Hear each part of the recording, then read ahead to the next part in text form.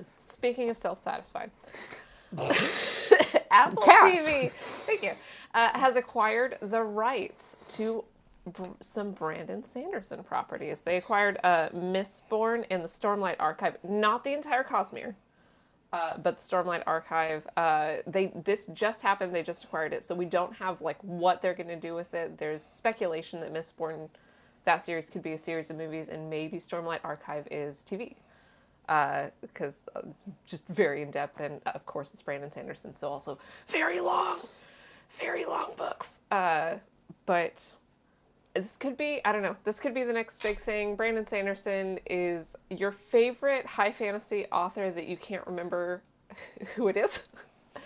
He also has, kind of off topic, he has an amazing, absolutely amazing lecture series on YouTube about how to build fantasy and sci-fi worlds and character within those worlds. It's great for anybody who wants to DM, anybody that wants to write a story, anybody who wants to understand fantasy and storytelling. Absolutely go check it out. He's fantastic. Weirdly, I've never read a Brandon Sanderson book, but I absolutely love him. So I'm very excited. I might just like go read all his books before anything comes out. All his books? All of his books. Sure. Every single one of them.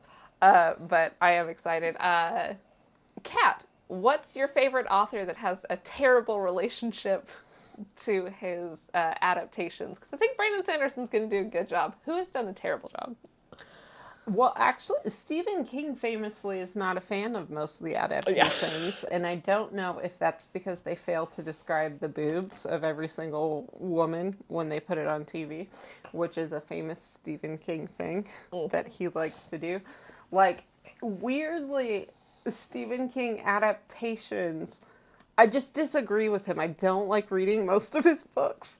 We do agree with him on The Shining.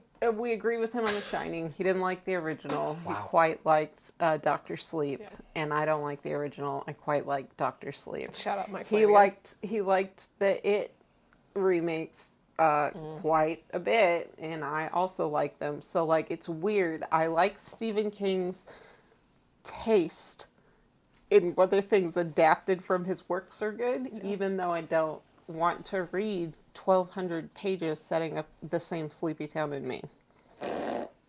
Or boobs. No, but really. Boobs. That's the best I've got. Yep. Stephen King, sort of, in a weird reverse way. Yeah. Brandon Sanderson. Coming to Apple TV. I gotta underline, the lecture series is great. He even tells you, like, which parts to skip. If you're like a DM, you don't need to know how to get an agent. And he's like, yeah, don't watch this lecture or skip the next 25 minutes or whatever. It's very conscientious because it is about talking to novels. all levels. Yeah. And yeah. He's the reason I understand hard versus soft magic systems. Very, very, very, very briefly. Soft magic system is Gandalf. You know he has magic. You know he can do shit. That's about it. And hard magic system is D&D. You know exactly what it takes to perform this spell. It will have this effect in this area to these people. And it works if you have slots. And it works if you have slots. Most magic systems fall in between there. You don't really know what Wanda can do in the MCU. It's just kind of nebulous. But you understand a lot more about like Raistlin from Dragonlance. You understand what it takes a little bit better. So, interesting thing. That's it. I'm done. I could go on about his lecture series for way too long.